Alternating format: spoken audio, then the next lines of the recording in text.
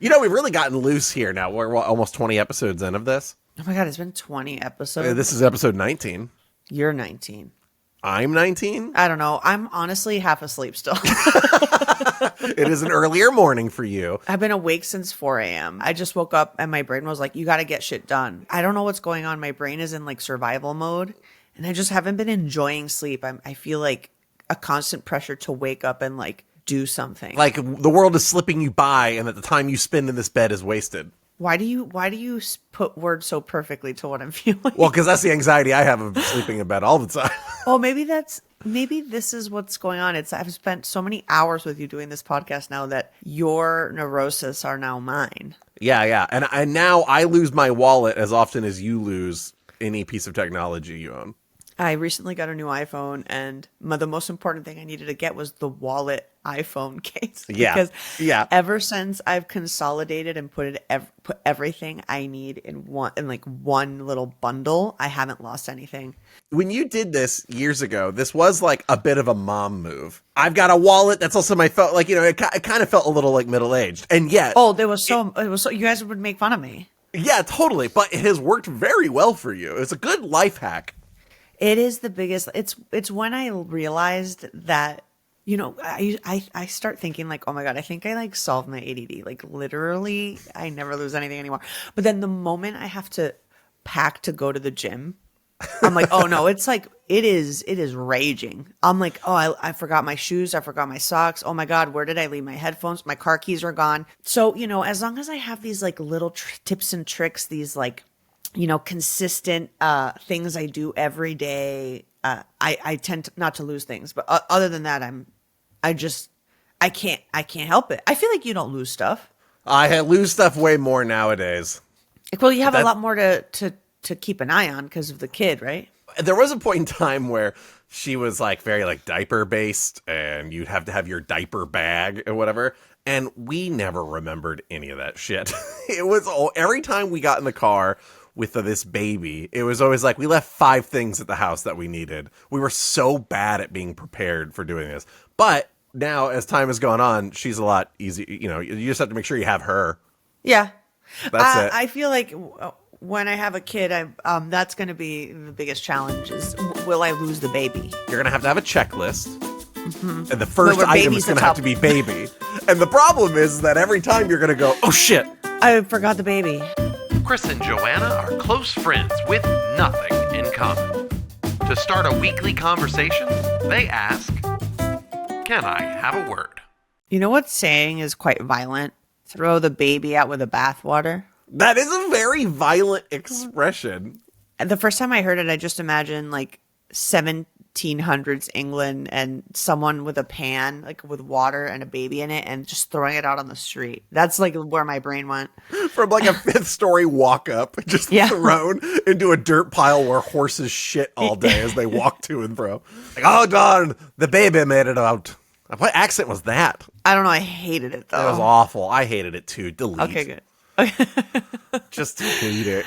Hey, Kris. No, you're asking me already? Oh my God, I'm so tired. I didn't even say what the show was. Oh my God, it's so funny. We've done this 20 times, and I don't even know what we're doing. You never ever remember the order of operations. This is Can I Have a Word? It's a show where we take a word from a random word generator and use it as a prompt to have a discussion with one another. And now, if we're going to follow formatting to a T, is the time that you would ask me a question.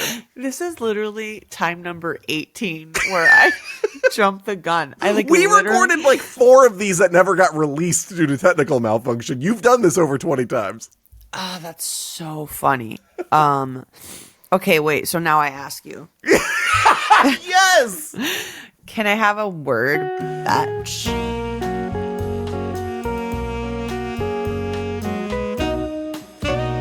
Yes, you can have a word. The random word generator says that our word is midnight.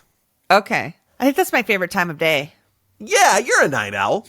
I'm a night owl who is also becoming a morning person. Which means you're just closing your window of actual sleep.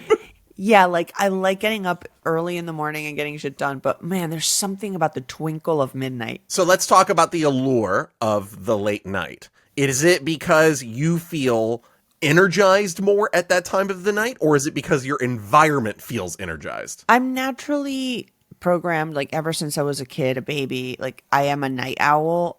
It's very hard for me to fall asleep. It takes me a very long time. I have, and then to wake up in the morning, it's a nightmare. But I'm like at 11 p.m., I'd say is peak energy me, where I'm Yeah. like, I'm the sharpest. I'm like ready to go. I feel like if we lived in Mesopotamia still, I'd be like, oh, I'm on night watch, baby. Like Yeah. I got you. I'll pick I berries guard at the night. tower. Yeah, I guard shit. I pick water up from the rivers. You're really struggling to know how they do it in the old days. I don't know how I think they had no. Oh, I think they did have irrigation in Mesopotamia. I think that was one of their perks. Because of the two rivers. Anyway, whatever. I love night. It really feels, especially when I have to write, there's nothing else happening in the world, so you can really focus.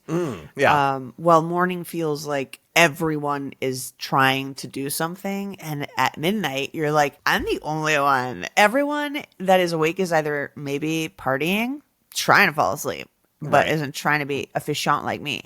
What are you? I feel like you're a morning person. I I feel am like every on time I s- text you after 9 p.m., you're like, oh, bedtime. You get the East Coast notification silenced, and it's way earlier than you would anticipate it being. Yeah. I stay up relatively late. I think I'm up till like 11 or midnight every night, but then I wake up at 6 every day. That's not starting to work out for me long term, but for many, many, many years, I was fine on like 5 hours of sleep. So it meant that I liked staying up, and if I was preoccupied with something, I would be up that late. And then I would still wake up early and get right to it. And now I'm having to adjust to actually needing 8 hours of sleep. And I don't know which end to give up. Oh, that's a really good point. I don't know if it's like, oh, I got to go to bed earlier, but then I have to change a lot of what is my own individual time in life. Right. Or if I just sleep in more and let all the responsibilities pile up on me the moment I wake up. Well, all of this sounds terrible. None of this made you laugh. No, all of this actually gave me more anxiety somehow. Somehow I did it. I really miss the days of college where sleep was sort of like a choose your own adventure every day. College midnight is like just the beginning of your evening. I remember vividly being in my dorm room freshman, sophomore year, and I didn't even shut my door to the hallway until like 2 a.m. And in the meantime, if anybody walked past, they could just come in and hang out. And that would be like a Tuesday night. I would go to the library starting at midnight. I'd be like, yeah, I'm going to start my work at midnight today and just stay there till 6 a.m. Even though there was like no need for me to be such a masochist, I'd like do it because I just it felt good to do something that seemed difficult. Sure. Like do an all-nighter. Yeah. Like you actually rose to that challenge. It was just like, it's a merit badge if I can knock out these all-nighters. But I preferred all-nighters versus waking up at a reasonable hour, working less hours, probably more efficiently. Right. Like, But okay, wait. I have some facts about midnight. Oh, that was the quietest Googling you've ever done. I know. Normally, it's like Google. I'm learning. That's good. Okay, so I don't need to tell you the definition of midnight. Okay, well, you're still not waking up to self-edit, but okay. Hold on, can we pause for a moment? I think you're cracking right now. I'm literally on the verge of like, I feel like, am I dreaming right now? This is perfect. I love that this is the word that we got because my brain is like, you're not even awake. I mean, if you're not enjoying us on the YouTube feed, you are missing a rather like moon-faced grin on Joanna as she just struggles through words. I can't even read. I slept 4 hours and I was like, this will be fine. You picked this recording time. I'm a dumb bitch. Anyway, okay. So obviously the etymology it means midnight. It's the middle of the night. It says that on the website. Midnight equals midnight. Oh my God. Wait, okay. Midnight in literature. In literature, midnight is a symbol of change, secrets, and the unknown. Okay, wait, then look at this turn. Midnight in the Bible, according to Exodus 11:4, is that how you say it? Don't ask me. Whatever. Moses said that God would go in the midst of Egypt at midnight to kill the firstborn children. So in the Bible, midnight, not a good time. Not a great time. Not a fabulous time. You want to make sure you're tucked in, safe and sound at that point.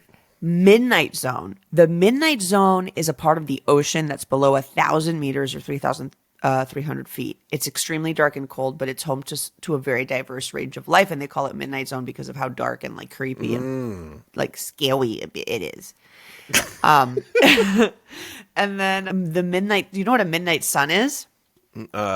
No, I know of the Marvel Comics video game called Midnight Suns. Is that what that article's talking about? No, absolutely not. It's the phenomenon that happens, like, I guess, in the Nordic region of the Earth, the Arctic Circle, like Alaska and Norway and Finland, where the sun just doesn't go down. Oh, in right, the where it's summer. 24 hours daylight because, the sun wouldn't actually pass over. So those are some facts about midnight. That's great. Did that adequately give you the ammunition to continue a conversation? You know what? I am grasping at straws.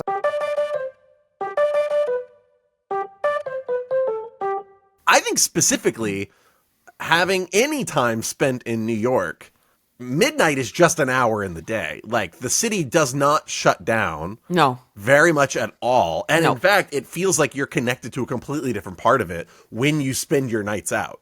I had this weird transition when I moved to Los Angeles from New York, where, I lived 12 years in New York. I realized that nighttime made no sense. Like, I wasn't a normal timed person. Like, I remember going to dinner, having a dinner reservation at Carbone in Soho at 11:45 p.m. on a Yep. Thursday. Yep. And I was like, we can make that work. And now I'm like, 9 p.m. dinner? Are you crazy?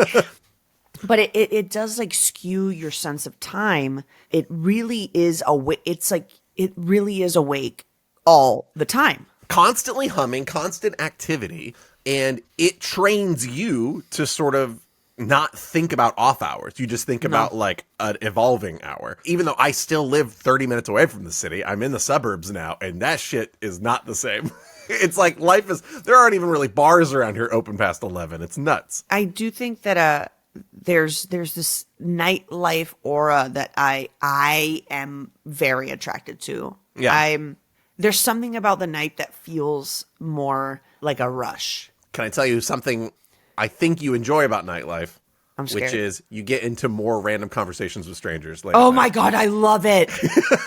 Oh my God. And you meet people and you're like, what the hell was that? Like, I've met a drag queen at a ramen place at 3 a.m. Sorry. And she was telling me about how she left her partner because her partner fell in love with someone who was quote unquote a little person. And I remember this conversation because I was like, this can't be real, but it was real. But it was real. It's just the conversation you get at 3 a.m. I'm like, what? This is incredible. It feels like I'm living life. I think I'm someone who I get very down when I feel like a day has passed and I haven't lived it to its fullest potential. It's why when I get sick, I like also get depressed. Oh yeah, because like once you're sick, then you're down for the count, and like you have to. The best thing you can do for your body is slowing down and hibernate. I likewise never do it. I never actually just like rest. I just drug up and try and make. That's it why through you've my been day. sick for 14 years. That's also just a change of my life. Yeah. But, I mean, even in my more healthy days, I wouldn't rest at all because it gets depressing to think about the idea that I have to be so idle. Something I think about quite often about my nighttime are stars. Like, who the fuck looked at stars and was like, that is a guy holding a shield? Like, do you know what I'm saying? So You know what I'm saying? I'm like, what? That person was a me. That person was a Joanna. It was back in Mesopotamia. Okay, you were out. There were no bad people coming or animals coming to eat your shit, and you're just looking at it and you're like, I'm so bored and I'm so hyped because it's 11 to 12. I'm lit right now. I don't think I did enough homework to be prepared for this to be Mesopotamia talk. That is the little dipper, baby. Anyway, Mesopotamia. Well, I mean, if my memory serves about history classes I probably ignored, a lot of the creation of constellations as like an identifying mark was for navigation, especially like navigating the sea. Yeah. So that you like knew where you were and your place in the world, you could follow the main star to know your cardinal directions. And now girls in Los Angeles use it to base their whole personality off of it. Sorry. Oh, that's right. You're not into astrology. I hate astrology. I'm sorry. Come at me. I don't give a shit. I don't like astrology. I'm not the person to come at you. No, I'm talking to our listeners. Look at my entire vibe and ask yourself, what does he know about astrology? Okay, I'm going to rant for a second. It makes me so angry. It's not like, oh, I just don't care. It makes me actively angry. Okay. And like most of my friends are into it. And it's the dumbest thing they do, in my opinion. Everyone is allowed one stupid thing they don't have to justify. And most people have cashed in their chips on this. I have like 7. And you know what? A lot of my friends just have this one. My friend Diana, our friend, I'll be like, yeah, God, I'm just not feeling well. And she's like, what are you again? I'm like, what? She's like, what's your sign? And it's always complicated for me because I was born on March 20th. That's a cusp. So I'm like part Aries, part Pisces, I don't know what the fuck. And she like opens up her little app and she's like, oh, that makes sense. Cause Jupiter is in depression and retrograde, I think is how they. No, that's Mars, isn't it? Mars. Oh, that's Mars. Jupiter, wait, I thought all of them could be in retrograde at some point. I have no idea. I thought only one of them could be in retrograde. I think Jupiter's in something else. And I'm like, you're telling me that the reason I'm having a bad day is because some fucking gas planet light years away is like, I don't know, turning a little bit? Like, do not come at me at this. I know that we are all seeking and searching to feel like we are part of something greater than ourselves, but like, go fuck yourself. Early on in dating my partner, she wanted to do my birth chart, which is where, because you have your astrology sign, your main one, and then there's also like the hour of the day also has a different impact. And I'm like getting to know this person and I have good feelings about this person, so I humor it. But it did involve like texting my mom asking what hour I was born, and I had to like justify it to this Midwest woman about why I need to know this information. Let me tell you something. If my future kid ever texts me, hey, what time was I born? I'm going to say like, break up with that person. I know you're dating someone, probably lives in Bushwick. Like, get out. It's just, I can appreciate the idea, to your point about like people wanting to have something that like anchors them into a larger world. I can appreciate that as like an idea of like what informs a little bit about me. I actually hate that. I hate the idea that in any way, shape, or form I am prescribed by some circumstances beyond my own. And so, yeah, I, like you, end up with a little bit of like eye roll. But I find in this day and age where my partner also watches this show a lot, that I support everyone's individual expression of creativity. Of course. But we can talk shit about our friends. But we can and talk partners. shit at the same time. Listen, it doesn't hurt anyone, obviously. Yeah. You can, and for me, it does feel like religion for millennials. What's your first judgment when you find out that somebody has crystals in their home? I don't judge them necessarily, but I am like, okay, I'm not gonna bring up certain topics. I would love to believe in crystals. Like I would, I think maybe I'm so annoyed at it because I can't bring myself to believe it even though I want to. I feel that way about a lot of things that ask a commitment of faith in somewhere, of like a blind sort of faith, that I'm like, I wish I could. It seems like more fun than feeling like the mentality I always hold is that's some horse shit. I would absolutely love to cancel all my future therapy appointments and just look at a little book about Pisces and Aries and just justify me being a fucking asshole to sometimes because I'm a fire sign. You're just like ready to enter your Bruja era, or you could just get witchy all the time, sage burn in your home. It's so funny because I would have totally been burned at the stake. Like I would have been fully a witch, but like I would have been the worst witch. I would have been like, I don't believe in any of this. It's like, I don't believe in any of this like spooky shit. I just won't put up with men. And they're like, witch! It's a witch! I'm like, literally, like, at least burn me for something I did do. And they're like, it's like, I did potions. No, I didn't. I didn't do potions. I don't think. No, I just know what electrolytes are, and you're not there yet. Even then, I do believe in ghosts, though, which I think is very funny. Yeah. Well, you're nothing if not contradiction, Joanna. Yeah, I am such a contradiction. That's so true. You do believe in ghosts. That's funny.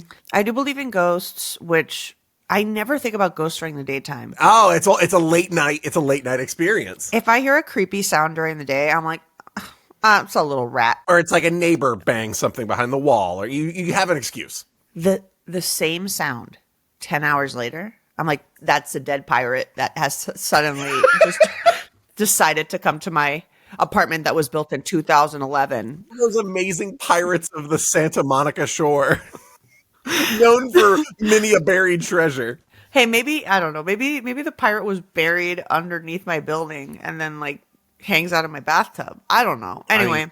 One could only dream. So, I although I love the nighttime, I do find it very invigorating, very fun. I love New York in the nighttime. But like nighttime in a place I don't know and in a city that isn't awake is a little creepy for me. Because I'm like, is this place haunted? I don't know. Is that same level of creep show up if you were out in nature? Let's say you were camping. I can't stand. Well, you can't stand nature in the daylight. You're bored. No, I like nature. It's fine. It's an acquaintance. It's not a best friend, but it's a lovely acquaintance that I like spending some time with. At night, get me the fuck out of there. I absolutely not. I've been overnight camping, and every time I'm like, why am I here? Why am I laying in this dirt? Why does my back hurt? Why do I have to not shower today? Yes, and also, I have no idea what's out there. And it is terrifying. You're still very worried about the unknown out in that It's environment. terrifying. One, ghosts, you don't know. And maybe there's animal ghosts. Animals die in the woods. Can I be so bold as to say anytime you have a checklist of concerns that frighten you, ghosts are up in the top 3 bullet points? It's usually number 2. Usually number 2. One is sudden death. Sudden death. Sudden death. Man, all right. What a fill in the blank sort of item that you've put number 1. Sudden death can mean anything. You could fall in a pit. Yeah. Have a stroke. Yeah. I don't know. All of that. All of that, number 1. Terrifying. 2, ghosts. 3, no comfortable sleep setup that doesn't include a good pillow. So Wow. Equally as scary. What a terrifying fright. I just don't like camping because I'm not physically capable. Bro, shut the fuck up. You ever seen somebody like make a fire just out of nothing? I feel like you would make a fire, you idiot. Yes, you would. You would have. Oh my god. Maybe you think wouldn't. of me as being so hands-on because I'm a problem solver in many ways, but the moment that it all involves an ounce of masculinity, I fucking crumble. Oh my god, Chris, I honestly want to slap you. You're such a dumbass. What are you talking about? You would 100% figure out how to make a fire. Are you kidding me? If there was 5G signal and I could Google it really fast. I mean, yeah, I'm assuming that too. No, that's what I'm saying. I'm saying that in an environment where you innately need, like, I was never a Boy Scout. I never had any, like, Boy Scoutness in me to where, like, those sorts of things computed. Now, I envy the skill set. Yeah. Of, like, being, like, hands-on and, like, roughing it or just having a physical intelligence in their hands to, like, problem solve. I love that. I don't have it, or at least I have not trained it. Maybe what I need to do the next decade is absorb as much of it on Google as I can, and then I won't need it. The modern day mountain man is a Google man that then just goes out with. It's a man that Googles, knows how to shop for Eddie Power sales. Very important. Very, very important because it's expensive to do this the hard way. I have cousins who I grew up with, like I would spend a lot of vacations with. And, I grew up a city girl with 2 parents that were very into like sports and stuff, like being athletic, but not necessarily, I wouldn't say very outdoorsy people. But my cousins grew up with, obviously, my uncle who was a rancher, like he had a ranch. Yeah. When I would go spend vacations with them at the ranch, I was like, I'm the dumbest woman ever. Like, they're like, oh, we got to go kill this goat. I'm like, what? Yeah, we've discussed the goat before. Oh, the killing of the goat? Yeah, we discussed that's been in a previous episode. But I absolutely sympathize with that feeling that you can know what your intelligence lies in, and the moment you are in an environment where nobody needs that intelligence, you feel remarkably like stupid. Idiot. Yeah. Like, I've never felt more dumb than survival shit. I'm like, I don't know anything. I don't know how to change the tire of a car. And it's you know what? Now that cars are like all electronic and basically computers, I feel even dumber. Yeah. My car didn't have battery or like ran out of battery the other day. And I was like, yeah, I'm going to get jumper cables. So I went and I bought jumper cables. And then like I opened up the thing and I got another car. And then I opened the thing and I'm like, there's no battery. Wait, well, it was gone or it was just buried under the engine or something? It's a hybrid and it's just like a different, it's not the same battery. It's like all that I learned when I was like 15 was gone. I Googled it and it was like, yeah, obviously these cars aren't the same. All you got to do is press these 3 buttons like a fucking iPhone restart. Oh, it was like a boot up sequence. Yeah. And I was like, I'm the dumbest bitch alive. My father is a trained mechanic and worked in automotive in my entire life growing up. And he has lots of strong feelings about electric cars now that he'll be like, well, now if everybody gets one, will the grid be able to support charging these all the time? He has all these sorts of questions. And then I go, all right, old man. Also, you just are upset you can't fix them. Right. You're just upset that new technology showed up and now suddenly you don't know what it is an element of embarrassment. I mean, I would be pissed. Are you kidding me? I'm on your dad's side. It's like your whole livelihood got churned into like a computer dashboard. Yeah. And you have like an electrical degree. Totally. I get it. But he won't admit that that's what it is. Oh, right. So he's just grumpy about all the other ways in which it's wrong. I mean, I get it. AI might come for my job. So, Yeah. you know, I might All be of our jobs. midnight. Let's just cut to the music for a second to to refresh ourselves.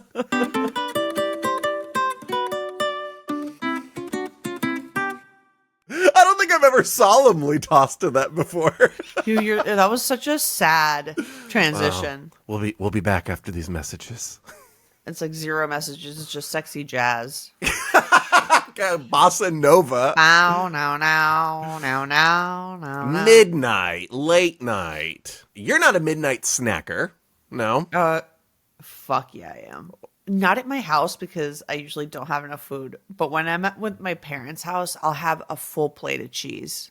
It's like, oh, it's 12:30. It don't matter.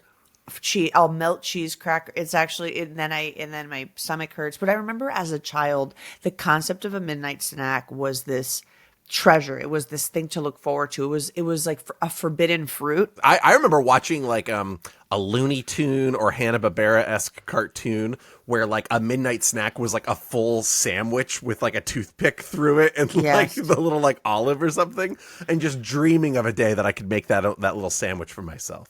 Yeah, it felt like something that wasn't really allowed, and when the moment that you could have it, it was like this big deal. Yeah. So I would have midnight snacks at sleepovers, even though I wasn't hungry, but because I was like, this is my chance. It's now or never, baby. Like, right, you know, right. I got to do it. There's like a hunger that shows up when you're like, no one's watching. Now is my chance to spring on it. You know, I hated sleepovers as a kid. Really? I hated sleepover. I didn't realize I was anxious. Like, no one in my family understood what anxiety was, and I didn't know I was an anxious person until like a couple of years ago. Sure. But I was a really anxious child. And so what was the trigger for being in a remote environment? I had separation anxiety, and I had sleep anxiety. Oh, yeah. To this day, I hate seeing people asleep. I know, we've talked about this also. So, But I didn't realize that this was something that in your youth you even hated. yeah, I hated being the only one awake. It like scared me. The concept of like being awake while everyone else was asleep scared me. The concept of being unconscious in front of people scared me, and unconscious people scared me. And then I was scared of being away from my parents. Yeah. It like scared me. So many times I'd be at a sleepover and I'd call my mom and I'd be like, "Hi, mommy." And she'd be like, "Hi, Joey. Like, what's going on?" I'm like, "I'm doing great. It's so fun." And she's like, "You want me to pick you up?" I'm like, yeah, like please. now. So she'll like, I'm like, and she'd be like, "What the fuck?" Okay, fine. And then I tell my friends, "Oh my God, my mom needs me so bad." Like, And they all go, "Yeah, sure." And the moment you're like, "God damn, Joanna can't hang." no, yeah, it was like so honestly cringe. And like one time she had to go pick me up at like midnight. Like it was late. It was like the middle of the night. Imagine how much of a pain in the ass I had to be for the parents to call my parents and say like, "You got to pick up this girl. Like she's having a panic attack." I was reading an article about like, modern parenting at this age bracket where you do sleepovers, and that like it is more and more common now that kids don't want to stay the night. And so it's like scheduled for like picking them up at 2 a.m. or something. So it feels like they got to fucking-lutely not. getting the sense that they got to feel like they did the thing, even though they don't have to commit to doing the thing. Imagine hosting a sleepover as an adult for your children's friends. Get me out of there. Oh, I actually think it'll be a lot of fun one day. Like if Rosie, because because my daughter's going to be an only child. We like know that. And so the best advice I got about raising an only child was to make sure that their home gets to be the place where they can like choose family more and like have people come in and just like kind of have an open door policy so they get to be the facilitators of fun. So it'll be like lots of sleepovers, lots of like come hang out here sort of things. And like I'm kind of looking forward to the idea of like her having her own little world that like me just walking to the kitchen is like, Dad, get out of here. Dad, you're ruining it. I think you're not aware of how many kids are insufferable. Like I get it, and it's you being a good dad. Like what you're saying is like you're being a good parent. Oh, you think maybe I'm posturing right now versus being real? No, I think you're being real. I just think you're being ignorant because okay, all right, shots fired, please. My mom really liked like 3 or 4 of my friends. Yeah, and then years later, she'd be like, "Oh my God, do you remember that girl?" And I'm like, "Yeah, I remember her." She's like, "I hated her." And I'm like, "What?" She's like, "Yeah, she would like come in the refrigerator and like take stuff. She would steal your toys, and like I couldn't really say anything. She was like a compulsive liar. Like there were all these people and personalities she had to deal with that well, first of all, she didn't like for herself, but she didn't like for me. But she thought that maybe they didn't have your best interest at heart in being around you and things like that. Yes. But like, I kind of grew up as an only child. My siblings are so much older than me. I was basically alone for all the time. So my house was a really cool hangout place. My parents sort of did that, but that meant that a lot of people came in, and like a few people were amazing, and then a few kids were awful, and my mom had to take care of these kids. My mom was she's suddenly like their caretaker for this point in time, right? Like it's not even like, oh, I have to deal with it. It's like, no, I have the responsibility of keeping this child alive, and they are monsters. I can't drink because these 4 kids are here. I'm not allowed. Oh no. Oh my God, wait, Kris. Wait. So she wasn't actually that responsible, is what you're realizing. No, I used to do shows for my parents and my parents' friends, like every time they had a dinner party. And if there was a kid, I'd like force them to do the show with me. And it was so informative about what it is to be your friend at an early age. This is the equivalent of every time you're in town being like, I want to film something. It's honestly, I'm awful. I don't know how you're my friend. I had like friends that are now like, yeah, I hated going to your house because you would make me like dress up and like play pretend. And I'd have them do like dance sequences. We want to fucking watch Babysitter's Club, and you're making us do a dog and pony show the whole time. I would dress up as Woody Allen and pretend to be a director and say like, I'm Woody Allen and I've directed this show. Anyway, this tells you everything, and my mental illness, like where it came from. But it wasn't until recently that I was like, wait, all those adults were wasted. Oh, yeah. They were having the time of their, because they were like loud and rambunctious during my stupid shows. And they're like, yeah, I'm doing it. I'm like, oh, they were fucked. They were having the time of their life. And I think there was a time and place. I don't know that happens as often anymore. Maybe I'm being naive. But it feels like when our parents were raising us, you could just loosely monitor things. Where now the expectation is that like, I'm allowing my child into your home and I need to make sure that they're safe. There's like a lot of like this like, you know, high strung energy being casted onto parents that have to host. But yeah, before they were all just getting fucking lit. They were all just partying. Yeah, having a great time. It's so funny because my brother and my dad had a bit of like a small little fight at dinner the other day. So my brother's kids go to a school where a sort of infamous person's kids go. Oh. I can't say who it is. Oh. It's like, it's someone who, let's just say there's a TV series based on their life. Casey Anthony. I don't think she has kids anymore. She doesn't have kids anymore.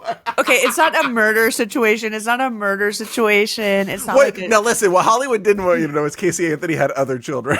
Oh.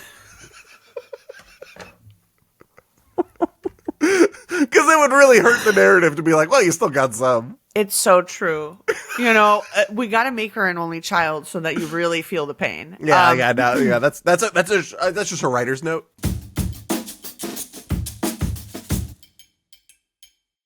I'm so glad we're writing, just making notes on actual real life tragedies. I'm being such a Virgo right now. You're being such a fucking. Actually, I'd say Scorpio. Well, I am a Virgo, so tell that. Oh, you are such a Virgo, actually. What do you know about being a Virgo? Like anal retentive. All right. Is that like very like organized and this is how I like things? Let's and look. What are the traits of a Virgo? also, just for my ADD, Finish your thought. my brother and my dad got into this fight because my brother was like, "Yeah, I'm not letting my little niece became very good friends with this person's daughter," and my brother was like, "Yeah, there's no fucking way I'm letting her sleep over at that house," and my dad was like, "I don't see why not." Right. And my brother was like, I mean, this guy's a crazy. And my dad's like, she'd be fine. I'm like, that tells you everything. Aloof. He's fine. Everyone. Well, she'll be Your fine. dad feels like the kind of dad that was just like, well, if you break an arm, it's fine. It'll heal up. I mean, he was there when I broke my arm. And in the back of the ambulance, he was like on his phone. He was like, you'll be fine. Anyway. Meanwhile, like robots needed to put you back together. Okay, wait, tell me. A Virgo is defined by precision, intellect, and incredible, rigorous focus. That's very much you, I think. Icons like Beyonce, Keanu Reeves, Zendaya, Blake Lively, Idris Elba, Michael Jackson, and Selma Hayek. Oh my God, when I look at you, I think Beyonce. So, Yeah. Let me tell you about what Virgo's weaknesses are.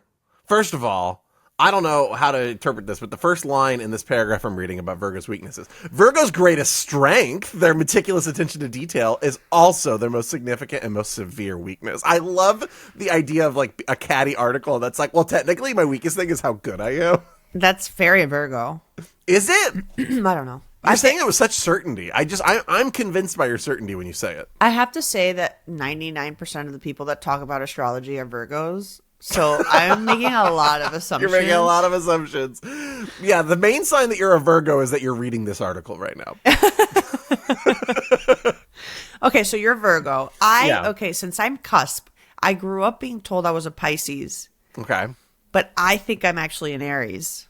Can you read Pisces and then Aries, and then you tell me which one is more me? Aries are recognized as bold pioneers, leaders, and initiators. Individuals like Lady Gaga, Robert Downey Jr., Mariah Carey, Elton John, and Diana Ross exemplify Aries' charisma, daring spirit, and exceptional talents. Yeah, but the negatives is what Aries runs hot. Yeah. Like really hot. Their intense energy and fierce determination can sometimes lead to explosive outbursts, which, while typically short-lived, can leave a lasting impact on their relationships. I don't think that's you. Yeah, no, actually not at all. I don't. You hold very little grudges, except later when everybody leaves and you're like, I fucking hate that bitch. So true. I never explode. I always like whisper it after. Yeah. I guess that. Okay, so Pisces. All right, I just want to say that Allure.com is doing a lot of heavy lifting for us today. Thank you, Allure.com. We love you. Okay, you want to know the weakness of a Pisces. Oh, I mean, just give me the synopsis without giving me a bunch of fucking famous people. Watery Pisces are known for their dreamy nature, deep empathy, and artistic flair. Flair? Fucking Christ. Or like artistic vagina. Open wide. It's colorful down there. This archetype is perfectly embodied by Pisces legends like Rihanna, Justin Bieber, Drew Barrymore, Albert Einstein, Elizabeth Taylor, and Steve Jobs. I fucking love Albert Einstein just like in the middle there. That's so funny. I want to hang out with Elizabeth Taylor and Steve Jobs at the same table at a wedding. Oh, that sounds incredible. What are those two talking about? I think they would hate each other. Your weakness is Pisces feel everything, That's true. including emotions that don't even belong to them. That's very true. Energetic sponges, Pisces will metabolize others' experiences, which can be incredibly overwhelming. I don't even know what metabolizing other people's experience like. You're just like you take in everybody. You're spongy. That's You suck it true. all up. I think I do. I think I am more Pisces. Okay, are you buying into this now? Is what I'm hearing. No, I just like taking the pieces I like and then. Well, that's what crafting. all of it is, right? Yeah, it's yeah. like any sort of thing. It's like kind of it's not the same thing. Don't come at me later or whatever. But like when people fake being mediums, Yeah. and that they're like I'm getting an M. And it's like, well, you got a 1 in 26 chance that somebody knows somebody with the letter M in their name. Yeah. So then else, and then you just like cold read them the whole way through. Everybody just fills in blanks when you offer blanks. Because our brains are literally programmed to fill in blanks. Like that is our nature. We're trying to figure out solutions. We're trying to figure out what's next. We're trying to figure out patterns. Pattern recognition is like such an important part of our brains. If you offer somebody that olive branch, their brain will fill it in. And then, unfortunately, in the case with like mediums and stuff like that, like if you are desperate enough, you are more excitable about finding that blank. Yes. I would be a great fake medium, according to you. Wait. What did I say that you could do? You said I'd be a really good fake medium, verbatim. When did I say that? Like 3 episodes ago. You'd be so you're like, that's an amazing job. You'd be so good at that. All right. If I said that, I retract it because, as we've discussed in a previous episode, you're not a very good liar. No. So you would have to be able to hold 2 truths in your brain at all times. That's like, what I'm giving to you is real to me and therefore not a lie. While also knowing that, like, you need to manipulate it. I think both of us are a little too cynical, too. Like, I just don't believe in any of... Like, if I because I think a lot of psychics and mediums, like, I think they truly believe they have a gift. Uh-huh. And that confidence sells anything. Yeah, if you have unfettered belief, you can at a certain point, everything that happens in your life is, like, working towards that belief. It's like people looking up at stars and be like, I swear to God, that's a guy with a shield. It's like, if you there's no way, I'm sorry, the first 7 people that this guy was like, I think that's Medusa up there. They're like, you're fucking high, man. But then he was just so, or she was just so intense about it. Okay, but wait. And then they like get a quill and they draw it in, or they get a stick in the dirt and they're just like, but just look, you could see it, right? Exactly. I think it just like it becomes like so ingrained. Like you just start saying it's truth so much that it becomes truth for everyone else. Midnight, folks. Midnight blue. Midnight blue is a color. Great. Thanks. What I appreciate about this episode is that we really went around the corner this time. What do you mean? We came back from where we came from? No, just that not often do we really get this detracted from the word. While still being in the spirit of the word. It is the most ADD episode yet, I think. I mean, I wasn't gonna. That sounded a touch judgmental. No, I mean, it's not judgmental. It's just I'm self-aware. If you're up tonight past midnight, what's your snack? I've been loving cold milk and a little bit of cereal. Ooh. I think maybe it's because I'm an older lady now and my bones need more calcium. I'm really into Raisin Bran. But cheese. I love anything related to cheese, milk, like all that shit. And I am lactose intolerant. So then you're on the turlet. How about you? I feel like, can I guess yours? Please. You like a very processed cracker that has like a filling in it? That's my daytime snack. Oh, excuse me. I'm sorry. You know my daytime snacks. Okay, wait. Nighttime snacks? Are you a sweet tooth at night? Oh, yeah. I would say something like easy to access. Like, I don't think you're someone that's like making a bowl of something. I think you're like, no. You grab a bag of like Snickers or something. It's usually like cookies. If there are cookies in my home, they don't last more than a couple of days, period. Like, my moderation of how many cookies I eat are like, if I open a bag of cookies and it has like a whole row of them, I go, great, well, that's my row tonight. Okay. That's so many cookies. You're a roll boy. But you know what I had the other night is I had a fantastic slice of tres leche cake. Oh, I love tres leche. Soggy. It's delicious. Oh my God. Oh, and I was like, if I had a sheet of this and I was high and it was almost 1 a.m., it'd be gone. I have some bad news, Chris. You're invited to my my little birthday party I'm throwing when I go to New York. Originally on the menu there was going to be tres leches, but since I am not a dessert gal, I switched it for a savory snack instead. What is the savory snack instead? It's basically like a pequeño with like a different filling in it. Oh my gosh. I'm sorry. You made the wrong call. I know. Whose party is it? I think it's actually my mom's. She is. I think she she's taking bogarted your birthday.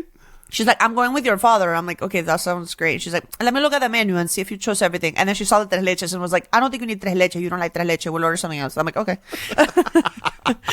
It's good that even as adults, we're still like just beholden to our parents' whims. Before I was beholden to my parents' whims because I was scared of them. Then because I felt obligation. And now because I'm like, whatever, if it makes you happy. Whatever. It just like feels nice to be pampered.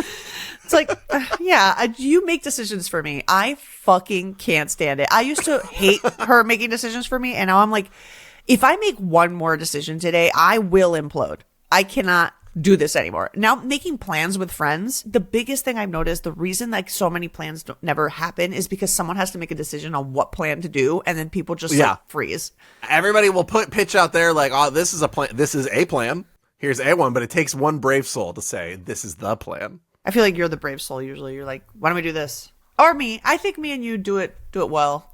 You and I handle it well together because we're fine. But now we don't stay out late enough for it, so it'll be even harder. Now we'd have to cram it all in before 11 because we're going to get tired. I mean, for now, I think that there'll be an era where we will get back to the crazy times. Oh, you think we're going to be fucking wet and wild 55 plus?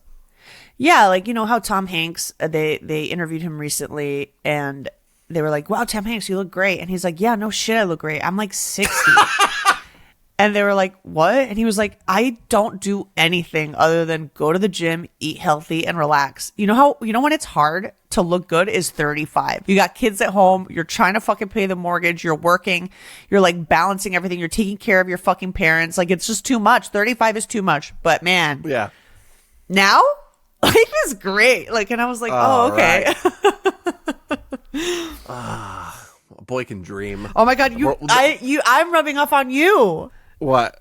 You said a boy can dream. I say a girl can dream all the time. And now? At a certain point, we're not going to know the difference between us. Especially if I get a wig. Oh my God. Sorry. There was no acknowledgement to that at all.